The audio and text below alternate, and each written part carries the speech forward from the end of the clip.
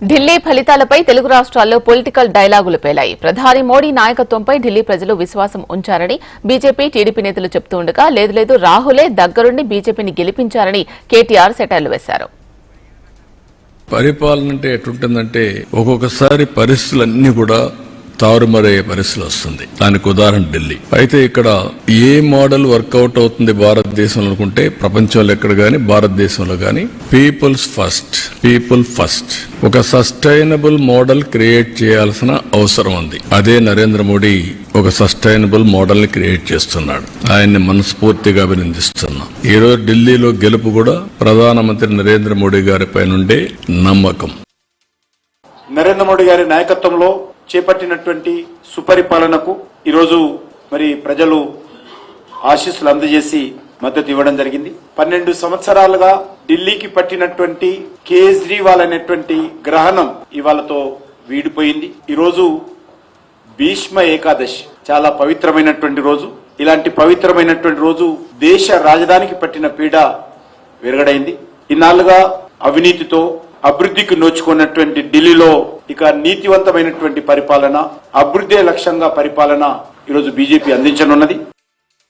ముఖ్యంగా ఉద్యోగస్తులు అందరూ కూడా భారతీయ జనతా పార్టీ ఓటేశారు. కానీ ఢిల్లీ మాదే. నెక్స్ట్ జరిగేటువంటి ఎమ్మెల్సీ ఎన్నికలు కూడా మాయే. ఇక్కడ కూడా మేధావి వర్గానికి అప్పీల్ చేస్తా ఉన్నా, ఉపాధ్యాయులకు అప్పీల్ చేస్తా ఉన్నా, నిరుద్యోగ యువతకు అప్పీల్ చేస్తా ఉన్నా. ఎమ్మెల్సీలో ప్రశ్నించేది భారతీయ జనతా పార్టీ. అధికార పార్టీకి ఓటేస్తే ప్రశ్నిస్తే సస్పెండ్ చేస్తారు పార్టీలకు వెళ్ళి. ఇలా ప్రశ్నించేది భారతీయ జనతా పార్టీ. కాబట్టి ప్రశ్నించేటువంటి భారతీయ జనతా పార్టీకి, పోరాటం చేసే భారతీయ జనతా పార్టీకి, మీకోసం ఉద్యమించే భారతీయ జనతా పార్టీ అభ్యర్థులైనటువంటి ఎమ్మెల్సీలో ఈ 3 ఎమ్మెల్సీలో భారతీయ జనతా పార్టీ గెలిపించండి. ఢిల్లీ మేధావి వర్గం ఏ విధంగా మంచి నిర్ణయం తీసుకుందో అదే నిర్ణయాన్ని తెలంగాణ రాష్ట్రంలో 3 ఎమ్మెల్సీ ఎన్నికల ప్రాంతంలో మేధావి వర్గము ఇలా ఆలోచించి మీ ఓటును వినియోగించుకొని ఢిల్లీ మాదే, ఇక్కడ 3 ఎమ్మెల్సీలు మాయే. ఢిల్లీ ప్రజలు అభివృద్ధిని కోరుకున్నారు. డబుల్ ఇంజిన్ సర్కార్ కావాలని కోరుకున్నారు. గత 10 సంవత్సరాలుగా అక్కడ అభివృద్ధి అనేది కంప్లీట్ గా లేదు. తాగునీటి మంచి నీళ్లు దొరకడం కూడా అంటే శుభ్రమైనటువంటి నీళ్లు దొరికే పరిస్థితి లేదు.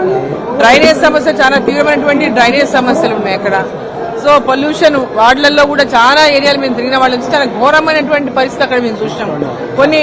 కొన్ని ఏరియాలలో అయితే అంటే విద్యుత్ కరెంటు కూడా లేనటువంటి పరిస్థితి.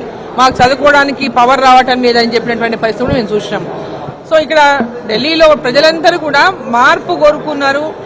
డబుల్ ఇంజన్ సర్కార్ రావాలని కోరుకున్నారు. మోదీ గారు ఢిల్లీలో కూడా మోదీ గారు ప్రభుత్వం ఉండాలి అని కోరుకున్నారు. చెప్పిన దానికి అనుగుణంగానే ఈరోజు ఢిల్లీ లిక్కర్ స్కామ్ లో కుంభకోణంలో పాల్పడినటువంటి 3 జైలుకు పోయినటువంటి వాళ్ళందరూ కూడా ఓడిపోవడం జరిగింది. సత్యేంద్ర జైన్ గాని, కేజ్రీవాల్ గారు గాని, సిసోడియా గాని 3 ఓటమికి ప్రధానమైన కారణం ఈరోజు ఢిల్లీ కుంభకోణానికి సంబంధించిన విషయం అని చెప్పి నేను గుర్తు చేస్తున్నాను. ఢిల్లీ కుంభకోణానికి తెలుగు రాష్ట్రాలకు సంబంధం ఉంది. మేము ఆ రోజే చెప్పాం, ఈ తెలుగు రాష్ట్రాల్లో ఢిల్లీ కుంభకోణంలో, లిక్కర్ కుంభకోణంలో భాగస్వామ్యమైనటువంటి పార్టీలకు ప్రజలు బుద్ధి చెప్పారు, ఢిల్లీలో కూడా బుద్ధి చెప్తారనేటువంటి విషయం. మరొక ముఖ్యమైనటువంటి విషయం, డబుల్ ఇంజిన్ సర్కారు ఒక భారతీయ జనతా పార్టీ యొక్క నరేంద్ర మోడీ గారి నేతృత్వంలో పాలనలో మాత్రమే విజయం సాధిస్తుందనేటువంటిది 3 సార్లు, 4 సార్లు, 5 సార్లు గెలిచినటువంటి రాష్ట్రాలను కానీ మనం గమనిస్తే స్పష్టంగా కనపడుతుంది. సక్సెస్ఫుల్ గా మన ఐరన్ లెగ్ ముఖ్యమంత్రి వేయండు. కాంగ్రెస్ పార్టీకి ఎంత వచ్చింది? ఎంత? నిన్న మొన్నటి దాకా మనం బాగా అన్నాడు కదా 0 అని. ఇప్పుడు ఆయనకు కూడా వచ్చింది గాడిది గుడ్డు 0. మనోడు పోయి మొత్తానికి మహారాష్ట్రలో కూడా కొట్టిండు. ఆడ ఇంకా కొన్ని వచ్చినట్టున్నాయి. ఇక ఢిల్లీకి పోతే మాత్రం నాశనం అయిపోయింది. ఇప్పుడు అడుగు నాశనం అయింది, ఆడ ఖతమే అయిపోయింది. ఇప్పుడు 0. కానీ ఒక్కటి మాత్రం రాహుల్ గాంధీకి మనందరం మంచిగా సపోర్ట్లు కొట్టి అభినందనలు చెప్పాలి.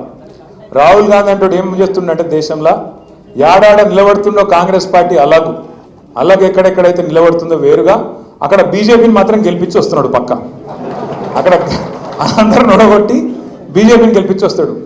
ఇవాళ ఈ దేశంలో నిజంగా చెప్పాలంటే నరేంద్ర మోడీకి, బీజేపీకి అతిపెద్ద కార్యకర్త ఎవడన్నా ఉన్నాడా అంటే రాహుల్ గాంధీ, రేవంత్ రెడ్డి. బడే భాయ్, చోటే భాయ్.